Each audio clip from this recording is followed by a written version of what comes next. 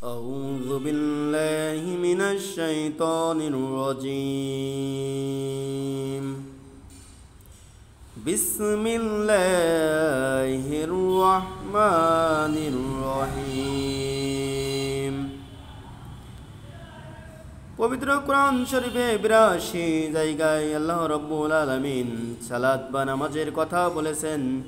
নামাজ পড়া প্রত্যেক মুসলমান নারীর উপর ফরজ। সময় মতন আমাদের সবাইকে সালাত বা নামাজ আদায় করতে হবে।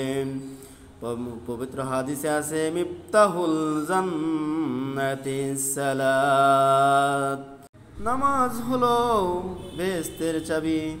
তবে আল্লাহ রাব্বুল আলামিন সালাতের নিষিদ্ধ সময় নির্ধারণ করেছেন। সে সম্পর্কে নবী করিম সাল্লাল্লাহু আলাইহি ওয়াসাল্লাম ৩ সময়ে সালাত আদায় করতে নিষেধ করেছেন। সেই ৩ সময় হলো: ১ ঠিক সূর্যোদয়ের সময়, ২ ঠিক দ্বিপ্রহরের সময়, ৩ সূর্য অস্তের সময়। আমরা এই ৩ সময় সালাত আদায় থেকে বিরত থাকবো। আল্লাহ রাব্বুল আলামিন আমাদের কবুল করুক, আমিন সুম্মা আমিন।